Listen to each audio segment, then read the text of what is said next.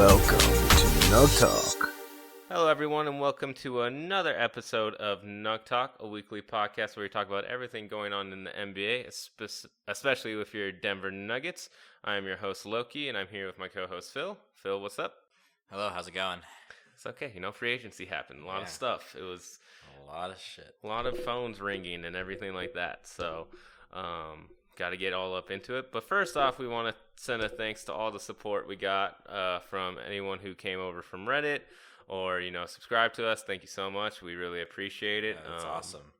Never expected anyone to actually just listen to us two talking. So, Good to know. I think we should pack it in. We should pack it in now. We're not going to get ahead. Yeah. So let's just get. Was a lot of stuff. So let's just try to get into it now. For it's going to take a while to do. So we'll start off with the good things that happened in free agency. The first overall good thing is the Warriors are finally dead. They're dead, Phil. It's over. The dynasty that they had will never be the same ever again. I know what they had got, but we'll talk about that later. But it's not as good as it's ever going to be again. They are no longer that team. And the reason they're no longer that team is because Kevin Durant and Kyrie Irving decided to go to the Nets together with DeAndre Jordan. Apparently they did not both take the max. They're taking like $5 million less each or something so that DeAndre Jordan can get his $10 million. But, there's a new team there. Obviously he's out next year, but yeah, it's done. The Nets are going to be good. What do you think? I love it. This is what I wanted to happen at the beginning. When I heard this was best case for the Nuggets as far as Kevin Durant goes. I guess if anyone who goes east is good for the Nuggets, but this is a team that won't be that great next year because we saw what it's like when Kyrie tries to lead a team.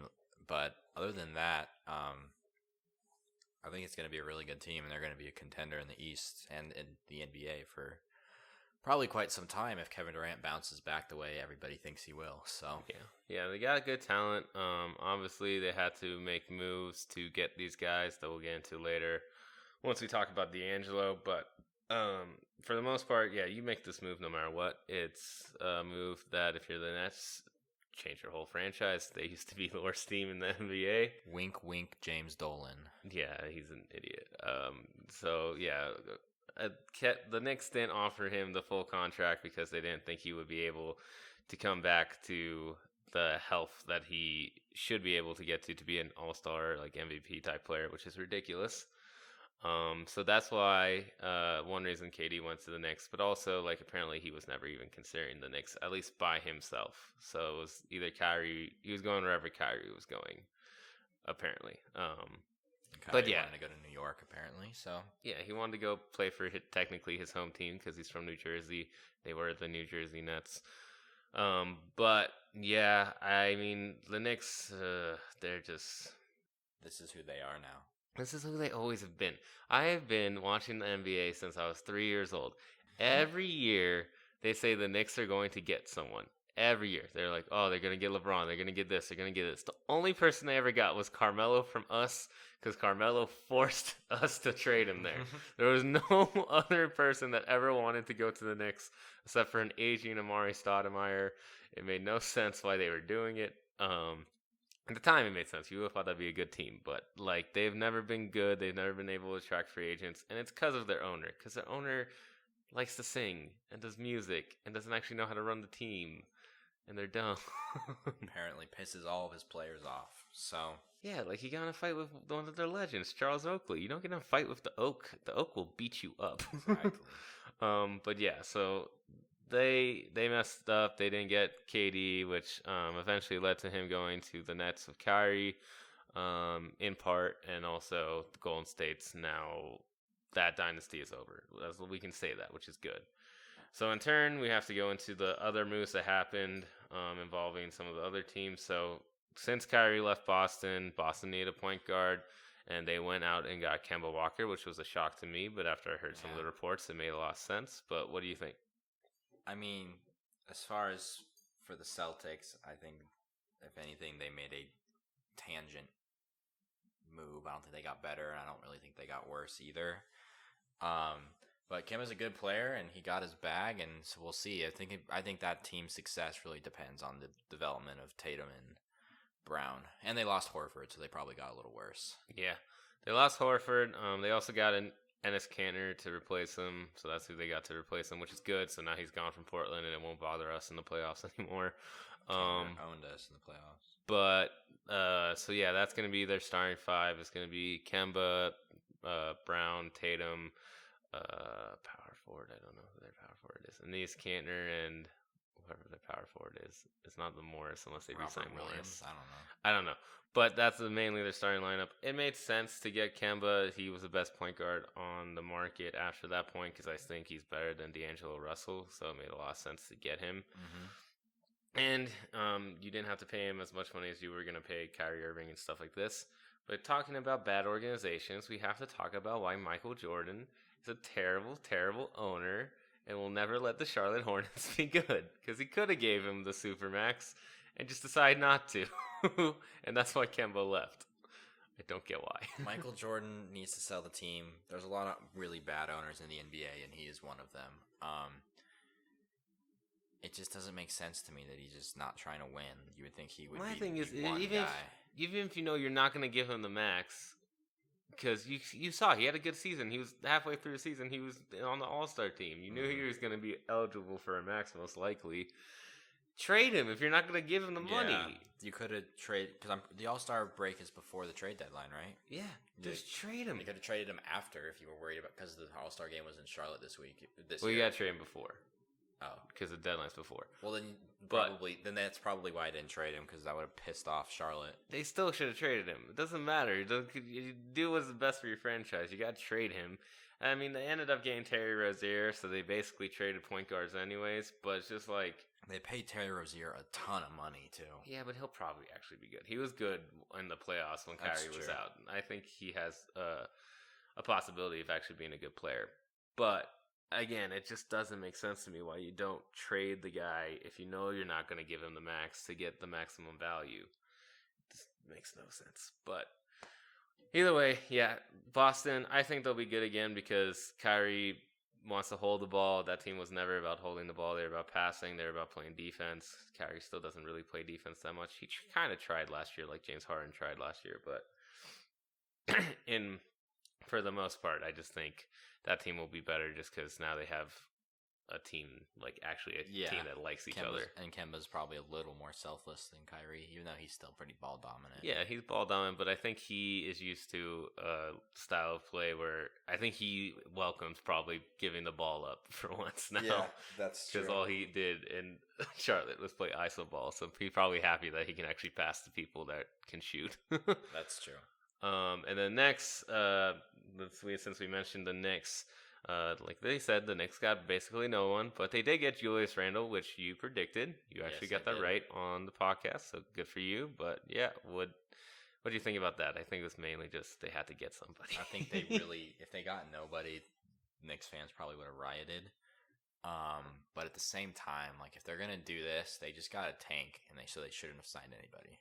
Yeah, I think maybe it would have been smarter just to sign a lot of one-year deals and then try in free agency again next year. But I mean, they got Julius Randle, who does make their team better. They did do something like that. Most of the guys they signed have a team option after 2 years, I believe. So if there is like hope for free agency or needing to pay RJ or these other guys, I can't give you specifics on who it was, but I do remember seeing that they all these players' deals end at around the same time. Yeah, but they still messed up because the reason they traded Porzingis in the first place was because they were so confident that they were going to get Kevin Durant and Kyrie Irving and Zion. And they got none of them, and they lost Porzingis basically for nothing. Yep. So it's just like, stop running your organization into the ground. They are really screwing up. Like, there's just a couple of teams in the NBA that you really just need your ownership or your general management to just start stepping it up. Because, I mean, I get it. They gambled it all to try to get those guys. But at least have, like, an insurance plan. Julius Randle should not be your insurance plan. And neither should Bobby Portis, who they also signed, which is like, are they going to play them together? Or are they going to I guess they're gonna play them together. Probably Yes, they have to. Well, then they have that Mitchell Robinson. Yeah, I don't know what the fuck they're doing. Why did they get Bobby Portis? Whatever. They did that. They got Julius Randle. It is what it is. It makes sense, at least for need by position, but they really just messed up this offseason, and I feel bad for all Knicks fans. But hey, at least we're not Knicks fans. We're Nuggets fans. It's true. Karma for booing Kristaps, though, just saying. Also, you guys took Carmelo from us, and we will always hate you. But also kind of be happy about that. I don't know. We kind of won that trade. Hindsight's kind of 20/20 on that one. Like, we won that trade, but, like, both teams basically did nothing for that trade. Hey, but from that trade, we did get Jamal, so... Yeah, that's true. We did win that trade. Yeah, Jamal Murray's Supermax extension. Yeah, we'll get into that later and other things the Nuggets can do. Another thing in the East that happened, Sixers... Actually, we should do Jimmy Butler first. Jimmy Butler decided to move on from the Sixers in a very complicated sign-and trade that I don't want to get into all the details. But he's at Miami now. Absolutely shocked me. Made no sense. I don't know where the heck this came from. I don't get why he did it. But he just wants to be Dwayne Wade. I think that's really it, man. I think he wants to just be wants loved. to be Dwayne Wade. No, but think about it. He went to Marquette. Dwayne Wade went to Marquette. They both played on the Bulls together. Mhm. He IG'd his wife that he thinks she's hot, and Dwayne Wade was like, "Hey, hold your horses, chill out." I really think this man is trying to steal Dwayne Wade's life. He is. There's a lot of similarities. I just don't get it. But I mean, good for him. Jimmy Butler's kind of become one of those stars now that, like, you don't really have to. Like, they'll be a fine team, I guess, but they're not going to make any noise. Yeah, they're not really going to do anything. I mean, eventually they're going to start getting cap space back and things like that. Because people are getting off the books and they're trading people left and right, which we'll also get into. But yeah, I just still don't. It doesn't make sense to me. I heard mixed reports that Philadelphia didn't offer him the Supermax, and then reports that they did. So I saw today that they did, but I have no clue what happened in that situation. It's more likely than not he just wants to be the number one option on the team. Yeah, and I don't get that personally, but. Like, I get it, but you're not that caliber of a player to be a number one option. I think he knows that. So, but he wants to do it anyways. So, well, so maybe he just likes Miami and Miami. Yeah, I mean, beaches and. This isn't the first time he's expressed interest in playing for the Heat, so I guess we shouldn't be too surprised. But at the same time, it's just not a. We kind of made our free agency predictions kind of under the assumption that a lot of guys wanted to win, and I don't think that was necessarily the case for a lot of them. Yeah, I mean, the only one I didn't think would care about winning was actually one of the guys who cared about winning was Kemba. He went to Boston, which was interesting. But yeah, so that happened. Also, for the whole Kemba Boston thing, KD to Kyrie to the Nets, we need to fix this whole moratorium period because people are signing. Basically, these deals are getting reported before it even opens. Yeah, if there's tampering in the NBA and it's illegal, then they need to either crack down on this shit or just like stop. It's not either just don't make it a thing or just like actually do something about it because he was already a done deal to Boston before free agency was open for like 2 days. Days before. It doesn't make any sense. So I'm upset about that if anything, but I guess you got to do what you got to do, but I just don't even act like it's a thing that we care about in the NBA. Like, I'm okay if we just go for that route. Just don't care. Don't act like we care. Yeah. And then the last major thing that happened in the Eastern Conference, since Jimmy Butler left the Sixers needed to retool a lot. And they ended up retooling quite well. They kept Tobias Harris. They gave him, I think, a maximum extension. They signed Al Horford. They also gave him his money. And then in the sign-in trade with Jimmy Butler, they were able to get Josh Richardson from the Miami Heat. So they basically retooled their starting lineup, which is now Simmons, Richardson, Harris, Horford, and Embiid, which is a pretty good starting lineup. Yeah.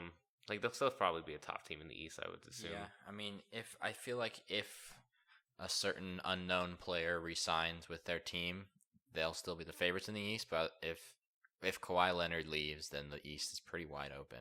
I mean, if Kawhi Leonard leaves, the East is for the Bucks. Like, for the Bucks to take. It's between the Bucks and the Sixers, because the Sixers do have a good team, but they still haven't fixed their major issue, which is shooting. they need to go get shooters. They lost their best shooter. They did lose their best shooter. They lost JJ Redick to the Pelicans. So, I mean, I guess Richardson's pretty good at 3. Horford can stretch the floor a bit. Tobias Harris, we know he can shoot, but it's like you still need a bench because your bench just got to shoot. You need if Simmons. I think the East at this point, if Kawhi leaves, is who can start to learn to shoot first, Simmons or Antetokounmpo? Yeah, who's gonna actually expand their game quicker? Yeah, so it's whoever learns how to shoot first out of those two, and then that team is most likely winning. Also barring injuries, because we know Joel Embiid has a lot of injury pass and things like that. But I would say for the most part in the East, the main winners are the Nets, obviously, and then the Sixers. Because even though the Sixers did lose talent, they at least were able to get at least some worth back for it. So they didn't totally just whiff on it with those trades that they did earlier in the season. That's true. They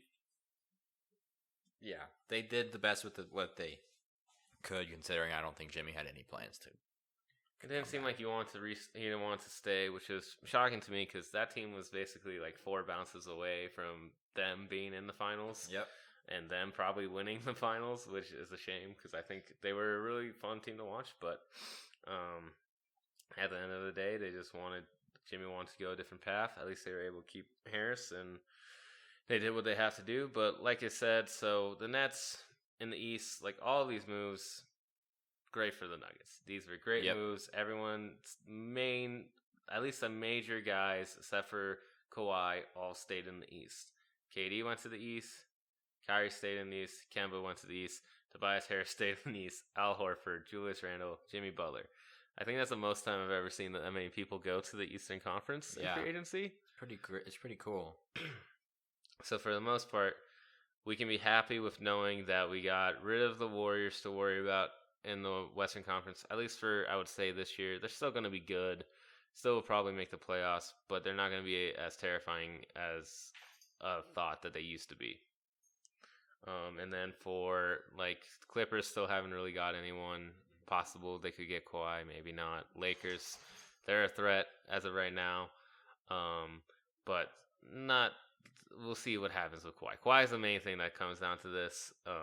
But let's get into actual things that did happen into the Western Conference.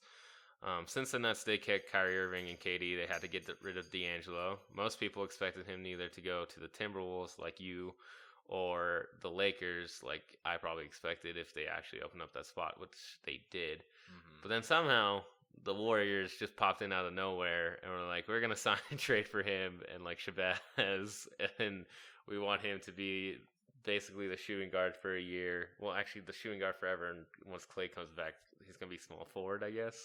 I saw that there's a potential for them to trade him. I don't know why, but apparently that's a lot of speculation, is that they signed him so they could eventually trade him. Probably not until after Clay gets back, so he'll probably be a Warrior this year, but apparently him being traded is a real... I could see it. It makes sense. I just think it's weird to go out there to get a rental. Yeah. And I also just don't think it really makes sense with their style of play, because he is very... He holds the ball for the most part. Yeah. And that offense is not about really holding the ball. It's been about ball movement and things like this. Now, do I think he can adjust? Yeah, because he's shown he can be coachable, but I just really don't see the reason to do that. I mean, it is what it is. I get Clay's out and stuff like that, but you just lost KD and you just lost Iguodala, who are both of your finals MVPs. Yep. Like, both of them were your finals MVPs. So you lost a lot, and instead of using that money, which I think would have been better just to go out and actually get a bench, because we saw in the finals they didn't have a bench. That was one of the main reasons they kept losing to the Raptors, is because they had Kayvon Looney with broken ribs coming off the bench and Sean Livingston and things like this. It made no sense. So yeah. I don't get why they didn't go for bench play more. I think a lot of the Warriors are banking on his star power, so they're just trying to stock up as much star power as possible. But no, I really don't get it. The Warriors definitely got worse. They'll still be a good team, as we've already said, but There won't be a bandwagon for them anymore. That's all we can Yeah. say. We all know where the bandwagon is headed. So Yeah, it's gonna go LA, and then maybe next year the Nets. and then the Nuggets in 3 years. Yeah, baby, MPJ. With that sign trade, they did get rid of Iguodala. He went to the Grizzlies. It's reported he's probably going to get bought out. Like, I expect most of the players they've got in their trades to get bought out, like Kyle Korver and Jay Crowder. If he gets bought out, rumored locations are obviously the Lakers or Rockets. Yeah, everyone's good. The Lakers are getting everybody. So this year he's going to the Lakers or Rockets and probably like a vet minimum for a year, and then he retires. The same with probably like Kyle Korver and Jay Crowder if they get bought out too. So like the Grizzlies, I don't know why they're doing that. Maybe just to open up space. I really don't get what the Grizzlies are doing this offseason. It's very confusing. Just trying to tank. But yeah, so they did that. Like I said, I'm still more scared of the Lakers right now and the Rockets right now over the Warriors. So I'm not too worried about that for our Nuggets. I think the Warriors are really small, especially with Clay going to be out. Like, is Alfonso McKinney going to start a small forward for you guys? Like, yeah, what's going to happen? Is Kayvon Looney going to be your center? I'm a little surprised that they went D'Angelo route where they could have probably just signed DeMarcus Cousins again for cheap, but they're probably just worried about his injuries and stuff like that. Yeah. But yeah, so like that, I feel like DeMarcus Cousins doesn't really want to stay there because he kind of made a post like Jimmy made with the Sixers that he was thankful for the organization. He already said his goodbye, basically. He already said bye, yeah. So it seems like he's probably wants to move on. But yeah, not too worried about the Warriors, if I'm being honest. I think talent-wise, I know they have the overall best player compared to our team. Like, Steph's better than Jokic as of right now. Yeah. That we're speaking. Hopefully Jokic gets better. That'd be awesome. That would be great. But overall, talent-wise, I think we have more talent because we have a better bench than they will. Because, they didn't invest in their bench at all. So that's one positive. But then one thing that was very scary is Utah just went all in. Yeah, they went all in, baby. They got Conley, and they were like, we're not stopping there. We're getting everyone. Yeah. So Utah got Mike Conley, Bojan Bogdanovic, and Ed Davis. Which are all very good pickups for them. It makes them a very scary option. But what do you think about it? I'm scared of the Utah Jazz. Long term wise, I'm not. But next year, I'm worried that they're just going to be not way better than us, but they're going to be better than us. A lot of their issues I felt like was shooting, and now I feel like they kind of solved that. They got a lot better. They got a lot better. They're definitely one of the top 4 teams now. I think the top 4 teams right now in the West, as we're speaking, again, things could change, are the Lakers, Rockets, us, and the Jazz. I think those are top 4. And then 5 on outside is probably Portland. What about Golden State? What about Golden State? Okay, Golden State and then Portland, fine. I don't know. I don't really think highly of Golden State right now until I see how it works. That's a fair point. But yeah, Utah, I'm not as scared of them because I think if we develop as well as we should, that we should be fine. Obviously, Jamal is going to hinge a lot on Jamal. It's going to hinge a lot on how well Gary bounces back from his injury-plagued season. It depends on how much Jokic can get better, if he can even get better anyway, which he can. I mean, obviously, defensively and things like that, he still has a ways to go. Yeah. But it does scare me because Rudy Gobert is very good defensively. That team is now very good defensively. They're going to be probably the top defensive team in the league. More than likely, yeah. If not top 2. Like, them and the Sixers are 2 of the best defensive teams right now. I will say Toronto, too, if Toronto gets Kawhi back. But if Toronto doesn't, then they're not going to be one of the best defensive teams. They're a tanking team at that point. Most likely, yeah. But, yeah, I mean, I don't know. I'm not really scared of them. Why are you scared of them? They're just stockpiling a lot of talent, and whenever a team does that, it's a cause for the concern, especially when they're in your division. I have confidence. I still, we have a really good thing going, so. They did whoop our butts a lot last year, but we also whoop their butts sometimes. That's another thing is, like, we mentioned last time that if we had played Utah, we probably would have lost to them in the playoffs, and they got better, so it's just a little scary. But the thing is, we also we should get better. We should get better, and we also gotta hope that MPJ becomes a valuable We have to contributor to the team this season. We have to hope he's good. We have to hope whoever we use the mid-level exception on, which we'll talk about later, will be good, and hopefully it won't be Trey Lyles. That's the last resort right now. But I think because, like I said, last time when we talked about it, I said we would have lost to them that time because we didn't have playoff experience. We now have playoff experience. And a lot of playoff experience. They got a shit ton of playoff experience. They got a lot. They went to 7 games in each one. They got as much as they could get in their first try. 14 games, yeah. And they did 2 Game 7s. They've experienced basically everything you can experience. So for the most part, I think that will help them grow. I expect high things from Jamal. I expect a lot of things from Gary. And like you said, hopefully MPJ is good. If we do keep Will Barton, maybe he bounces back in the way that he can be a hopefully good starter and then go into a good bench player if MPJ is actually really good. Malik, I assume, will improve. Monte still has room to improve. We have a very young core. It's just, I get where you're coming from because it's weird because we're not going to be adding anyone and they're adding everyone. And it feels exactly. And like, strange. I never expected us to add people, but it's just a little scary when everyone else is. Yeah, so it doesn't help when that's happening. But they are by far the winners of the Western Conference so far in free agency.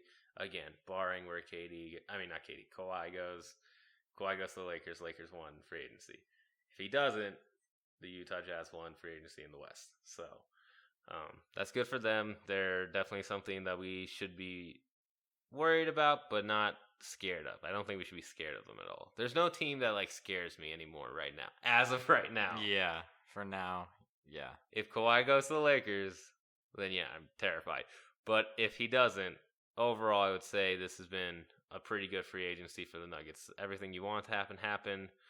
There's one more thing we need to talk about. The Northwest Division got kind of better today. I don't really get this move either, but the Blazers traded for Hassan Whiteside. Yeah. And I don't really get I don't get it. I don't. The more I think about it, the more I'm kind of like, I'm not as upset about it. When I first heard about it, like, he's like a recognizable player, so you're kind of like, dang, another team is getting him. But he's getting paid a ton. They lost Myers Leonard and Mo Harkless. Yeah, Mo Harkless both was good. Big contributors in the playoffs for them. For a guy who was benched by a non-playoff team. I mean, it's just a rental. That's all they did. They just got a rental for a year for Yusuf. Like, yeah. That's all they did, and I don't really think that it's worth it. I mean, he's shown that if he's not, it's like been seen that if he's not really feeling the team or he's not interested, he's going to start playing worse. Things like that. Yeah. Like, he started playing bad in Miami because he basically wanted out of Miami. Like, he posted the Instagram today. He was so happy to leave. He was so happy to be with shooters, but it's just like, I just don't think, like, he's a good player. He helps them defensively. If he actually like really cares, but it's just a rental for Yusuf. Like, I don't really think. I think Yusuf's a better player than Hassan Whiteside. Oh, he is for sure.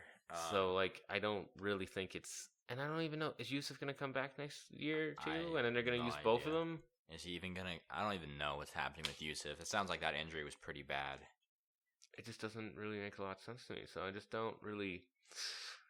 I don't really get it. But. Yeah, it is just a 1 year rental. They want to replace Yusuf because Yusuf is on contract for another 2 years. He's most likely out for most of this year with his injury. Yeah, more. Yeah. So I guess they just want to beef it up a little bit.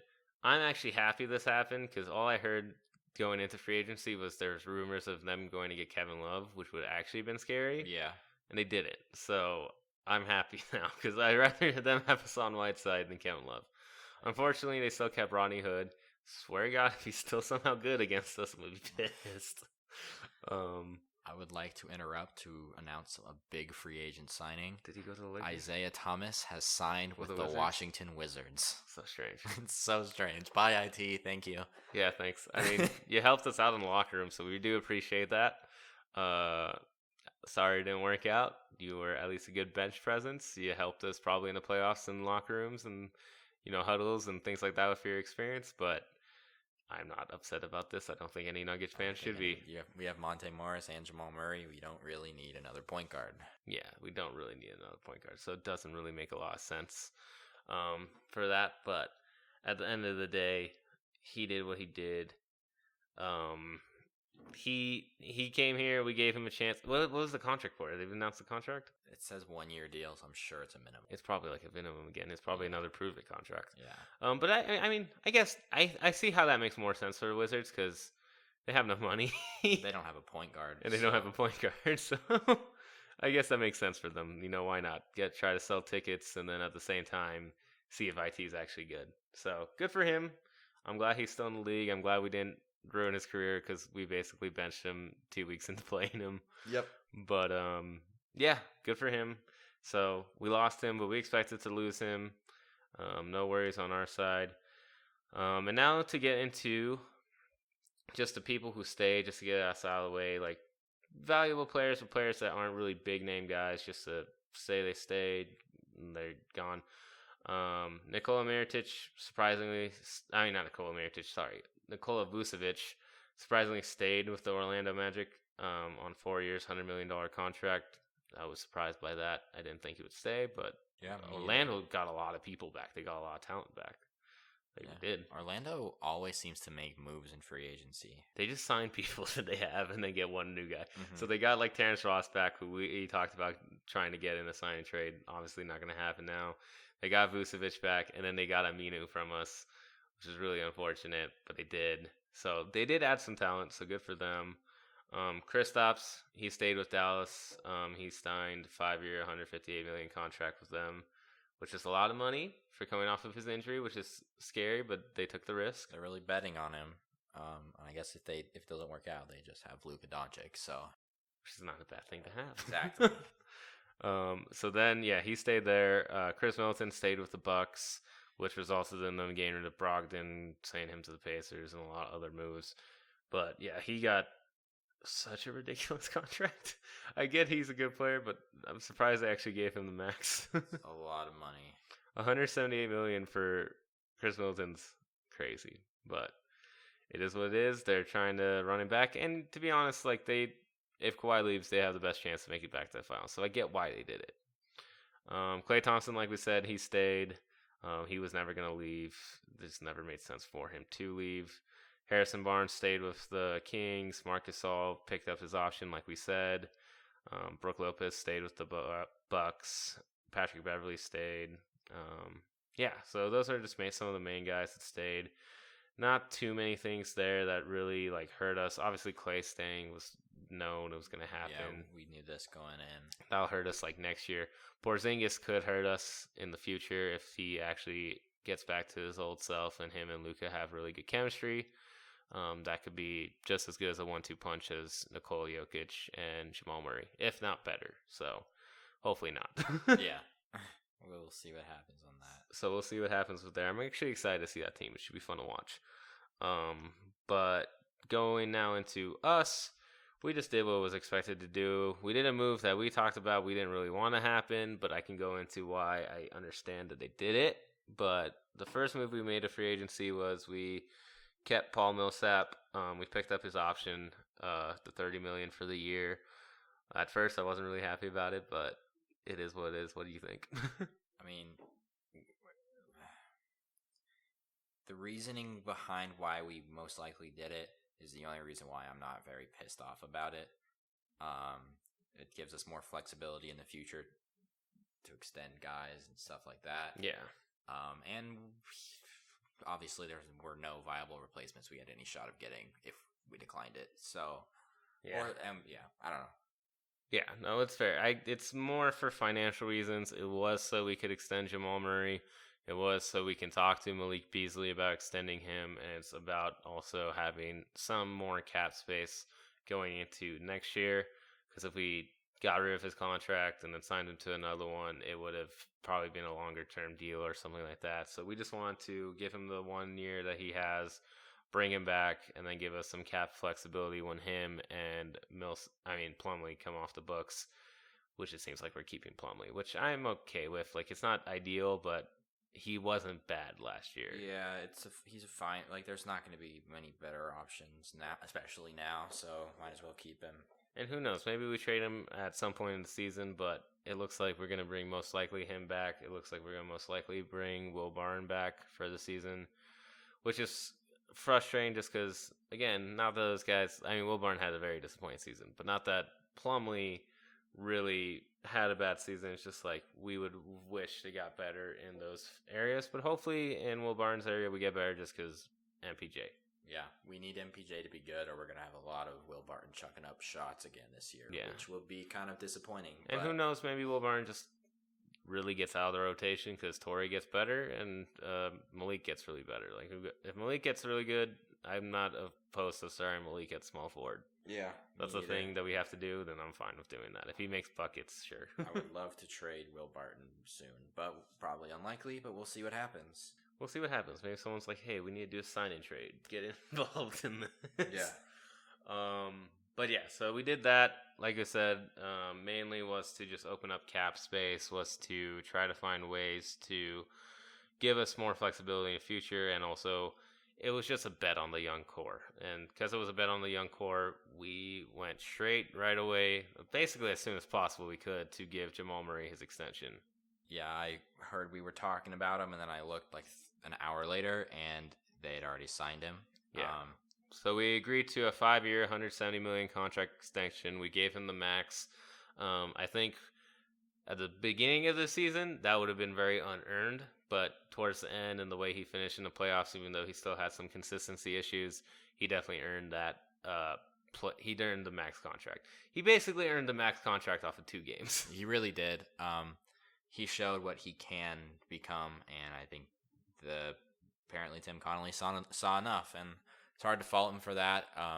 He's 22, and he's playing better than most 22-year-olds have throughout the history of the league. Yeah, someone posted on Reddit like his stats compared to other stars in this position at his age, and it's very comparable to Damian Lillard and Steph Curry. So that's very good to see. Like that's a good sight to see, especially because he's not even the number one option like those guys were at the time when they were those players. So yeah, so you never know what's going to happen. So he's number 2, and if he's putting up those numbers still while being number 2, that's really good. And like I said, he definitely just earned it in the Boston Celtic game where he showed that he can go off for almost 50 points. And then in the game against the Spurs where he basically won it for us because we were going to lose that series until he did that. It's true. We probably would have got swept if he didn't do that. Yeah. Which is crazy to think. So it's definitely what's deserved. I think it makes sense. Keep the young core together as long as possible and just hope they grow as best as they can. Compared to a lot of these other contracts, I think we're giving them each, like Jokic and Jamal, around $28 million a year. That's not that bad. It's not that bad, especially when you see where the cap stuff is clearly heading. I feel like both of those are going to feel like discounts soon. Yeah, well, we're giving Jamal 34 a year, and I'm sure we're giving Jokic maybe a little bit more. But at the end of the day, I still think those are going to be steals at this point for them, especially if they get better, which I assume they will because they're both very young. They should. So if they get better, those are going to be steals of contracts. Gary's contract right now looking kind of iffy, but again, I still think Gary can have a bounce back season. And now all that's left for us to do for the Nuggets in free agency is we have one other thing that we mainly have to do, and I expect them to do, which is sign Malik Beasley to extension. Mm-hmm. I don't think he can get as high as the extension as Jamal Murray, just based on the fact he didn't start as much, and clearly not as good or as talented. Yeah, he's still a good player. We'll probably give him the max that he's allowed to get based on whatever it's based around. I think it's based on starts and things like this. Mm. So we'll give him the max that he's allowed to get, which is probably hopefully around $80 million, things like that. I'm sure they're already starting those conversations with him. I think it'd be smart to keep Malik. I mean, I don't know what you think about that. I think Malik Beasley is a pretty valuable piece of our bench. I would love to see him be just our definite 6th man / even starter. I love Malik. I want him here for the long term. Yeah, I mean, if Malik does today, I think it makes the most sense. if there becomes a situation where his contract's a lot, he's a good player, MPJ needs a contract, he's better, we can always trade Malik at the end of the day. Yeah. Malik's the most tradable one of the core, I would say. Like him and Monte, like if we had to trade to get someone better, you include those two. Like Yeah. if you're trying to trade for a star, if you're just trying to open up positions because other people are better, you trade those two. If you want to get like a good return back. Exactly. They're good contracts at the moment. So that makes sense. I think it makes sense to bring him back. I don't know when we'll get it done. I assume Conley will do it in the next couple of days. I expect Timmy C to do that soon, boy. Timmy C. Timmy C. He's gonna get it done. But yeah. So we'll do an extension for him, and with that, the only people who should be on our books after next year are gonna be Jokic, Harris, Will Barton, and then Porter with his options. And Monte Morris and Jared Vanderbilt will also be on there. So after next year, guys that would have to re-sign would only be, at least the main one that I want to re-sign next year would be Torrey Craig. Mm-hmm. So for the most part, we're keeping this young core together, which I think is smart. Yeah, you got to keep running it back. It's too early to make big changes. Yeah, so we'll have a lot of cap space after next year because if we only have that many people on the books, I don't expect Torrey Craig to ask for a lot of money. Right now, he's only getting $2 million a year on the mid-level exception. Yeah, I think if we try to sign him back, we'll probably give him anywhere from like 5 to 8, depending on how good he gets. Yeah, but I don't think he's ever going to get above that, and I think he'll stay. I don't see why he would want to leave. I feel like we will and can give him the most money. So yeah, so I think it will keep most of the young core together, and then because Millsap is off the books next year, it gives us a lot of money because we're gonna have his contract off. We'll probably have Juancho's minimal contract off, and then we'll have Plumlee off, which is a decent amount of money to at least get hopefully a starting power forward, whoever that could be. I haven't looked at next year's free agents and things like that. That's whiles away. But from what I hear, it is not very good at the moment. Probably won't be, but we'll see how it goes. So yeah, and even then, even if it's not for that, we can package these guys in trades. I think that was another reason maybe why we got Paul Millsap on this contract, because some teams actually like expiring contracts because it helps them open up cap space. Potential trade. So he could get traded, yeah. So that's also another opportunity. But again, yeah, we're overpaying Millsap for being 34 years of age. But it's not like, yes, offensively he doesn't get us the most production all the time, but defensively he makes us 10 times better than any other guy does. Yeah, he is. He's a really good fit. Like, he's always been a good fit. Just health has been an issue. His health has been an issue. Hopefully it's not. But he does lead the team. He's the best leader that we can have at this point. Obviously, it's like a mixture of him and Jokic as leaders, but I think Jokic leans on him heavily when he needs advice or needs ways, or like the team leans on him heavily when they need veteran advice. Mm-hmm. So I think it was good to bring him back. Yes, we would have liked to have done other things, but at the end of the day, you can't really complain with bringing back the same group that was the second seed and should only be getting better based on age alone. Exactly. So, yeah, there was that. Obviously, we still have our mid-level exception, which is $9 million, which allows us to get at least someone, hopefully, just for the backup power forward position. We did give Trey Lyles a qualifying offer to make him restricted free agent. I think that was more of if we don't get anyone, we're going to match whatever Trey gets. I don't think that was really we're going to sign Trey back. I think it was just like, let's make sure we have at least a safety plan. Yeah. Yeah, hopefully we'll use it on someone like a Morris, or I don't know who else is even available. But I mean, going through the best options of people available, Marcus Morris is the best option available. Who knows where he goes? I really would hope that we at least get to talk to him or his brother, who is also available. They're probably two of the best left. Kenneth Faried's available, but I don't really want Kenneth Faried. So I mean, yeah, I wouldn't either, but I don't want. We're not doing that again. As a bench backup, I don't know. He didn't even want to be on their bench. So like, I don't get why we would do that. He may have to, but he can't shoot, so he can't shoot, so it doesn't make sense. Well, he actually did learn how to kind of shoot. He was pretty good on the Rockets, so like if we got him, I could probably learn to be okay with it. But I'd rather not. But I'd rather get either Marcus Morris or Markieff, who's still available. Markieff has injury issues, so it's very unlikely that if we're gonna talk to one, we're talking to Marcus because Marcus has proven he's better and he's healthier. If we have to get Markieff, I'm okay with Markieff. I mean, he might get hurt a couple times. If we didn't get those two, then Jeff Green, I think, is the next best option. Yeah, makes the most sense. At this point, I just want to get the best four available. It's either the Morrises, Jeff Green, Jermichael Green, or Jared Dudley. One of those guys.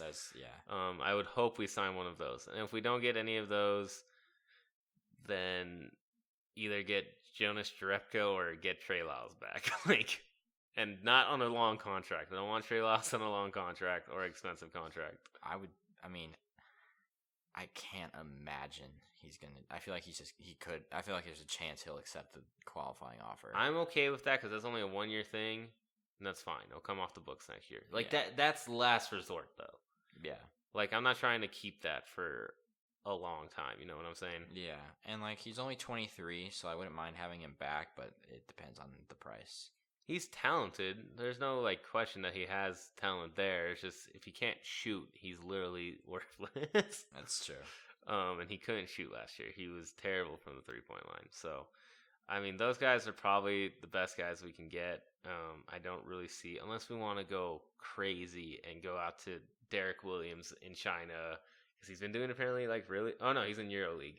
Go out to Derek Williams, who's in the EuroLeague, who's apparently doing really good there, and be like, hey, want to come over? But I don't really think we would do that. So, but hey, who knows? Maybe we'll sign someone minimal just to have in case of injuries, and we just really believe in Vanderbilt.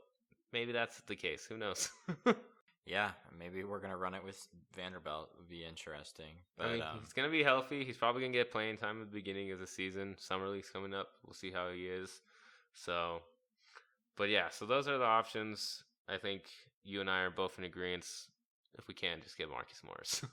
Yeah, let's just get him. Don't overthink it. Just get the best available player. Obviously, he might not say yes, but you gotta at least try. Yeah, I mean, he makes the most sense. He's good. He gets buckets. He shot 37% from 3, which isn't. It's pretty good for a stretch 4. I'll take that. And he plays defense. He plays defense pretty well. Not amazing, but pretty well. Yeah. But yeah, I think that would be most ideal situation. So for the most part, that's all we can do in free agency. The only major domino left is where's Kawhi Leonard going? It's looking like it's going to be the Lakers. Looking like the Lakers, which is crazy. I wouldn't have said this a week ago, but it's already starting to go that way, which is rough. I just never seen ever, I think, at least in my lifetime, that a guy leaves a championship team after he wins a championship there. Even LeBron said if he won a championship on that 2014 Heat team, he wasn't going to go back to Cleveland. I just never seen it before. But then again, Kawhi's a different type of guy. I guess Magic and the Lakers are doing a really good job of recruiting or something. I guess. Tampering. Yeah, absolutely. But it's just what it is. If he goes there, Chris Broussard says 95% likely he goes there. I've seen from other reports, not anything really it's not Woj or any of those guys, just some people who randomly post things about sources. I don't know how, accurate it is, but they basically saying it's a done deal as long as Genie Bus doesn't fuck it up. Yeah, which is unfortunate, but it's a team we can afford to wait out. Yeah. Kind of. Kind of, yeah. It doesn't help if they'll have Kawhi and Anthony Davis for a long time. But, like you said, we can wait them out. And at the end of the day, to be a champion, you got to beat the best. I think our road is going to lead to LeBron and the Lakers at some point, just because the Lakers and us have always gone back and forth to each other. Of course. It's just we're connected. It's Nugg life, baby. That's basically Nugg life. Always have to deal with the Lakers. You just gotta deal with the Lakers. You gotta deal with Laker fans and Nuggets games. You gotta deal with all those bandwagoners there. Our home games, our away games, the Laker game. It's the worst. I hate Laker fans. Yep. Not like the real Laker fans, but all those bandwagon fans. But I'm not excited to see those guys come out of the woodworks. They are gonna come out in droves, even if Kawhi doesn't sign. So hey, but at least some of them have to buy new jerseys because LeBron's wearing 6. That's true. How upset would you be if you got a jersey and then you had to buy a new one, like literally the next season? It'd be pretty funny. I don't feel bad. I don't feel bad, but that's just so funny. But yeah, so it looks like he'll go there. That's the only team if he goes there that I'm scared of. That I think the Nuggets will obviously, I even consider be underdogs against. I don't know how you could not see them be underdogs against. Mm-hmm. I mean, obviously their bench isn't going to be good. Their other players probably won't be amazing. They're probably going to somehow get Carmelo and JR there on vet minimums.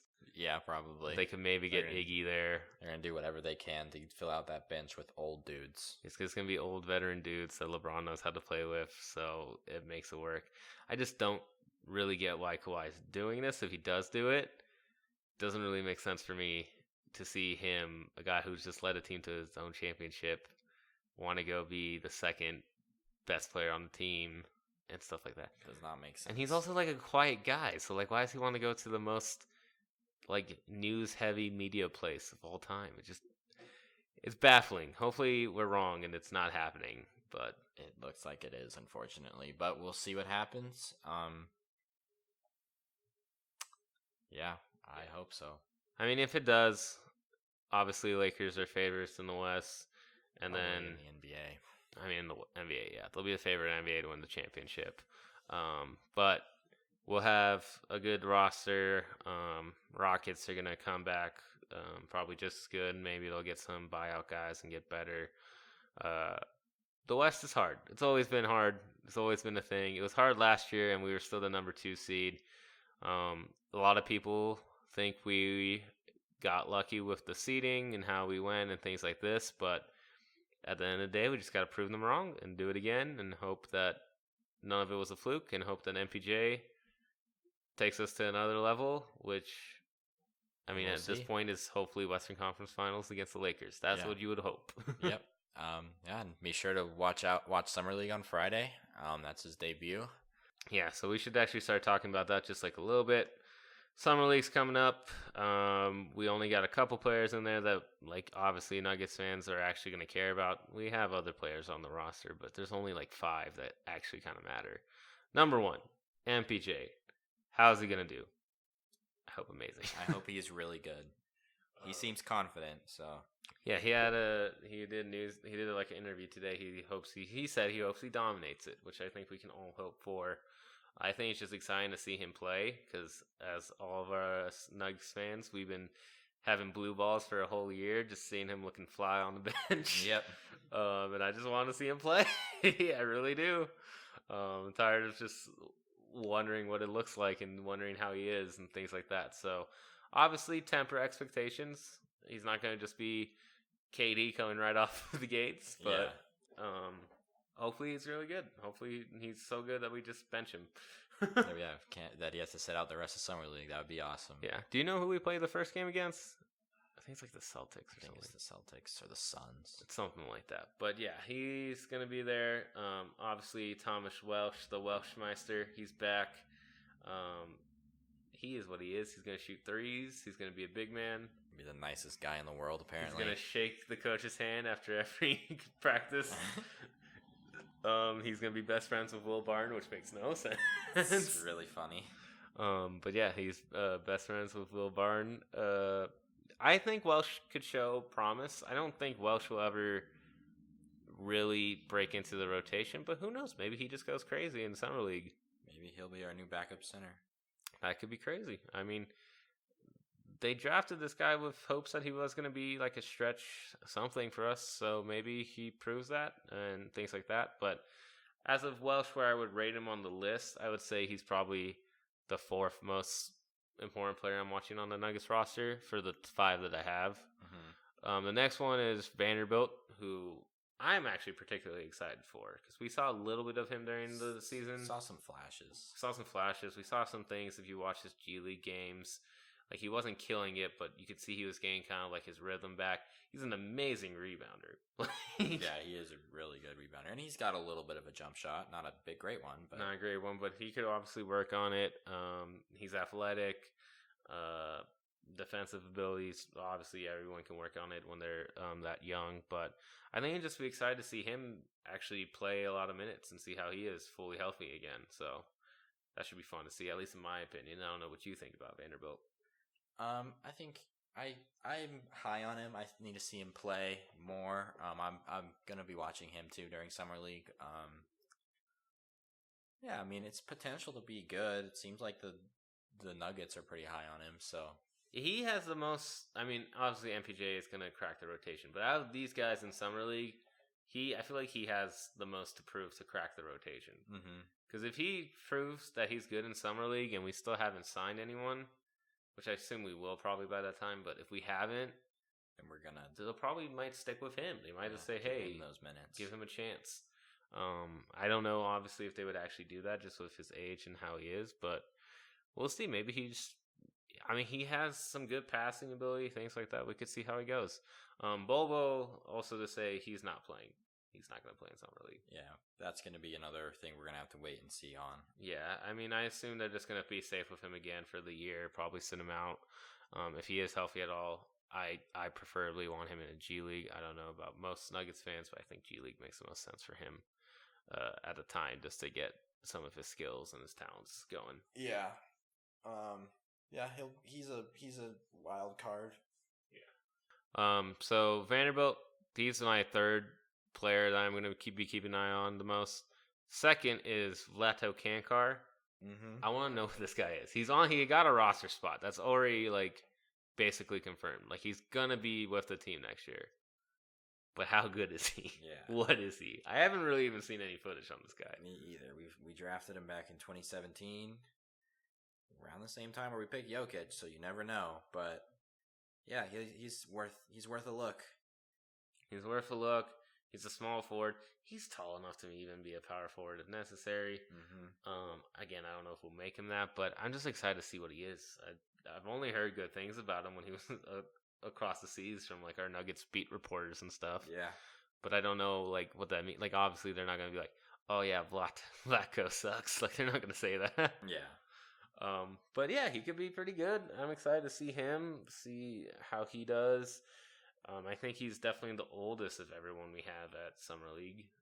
He's 22. I think he's still the oldest. He might be the oldest. I bet Thomas Welsh is older. Is Thomas Welsh older?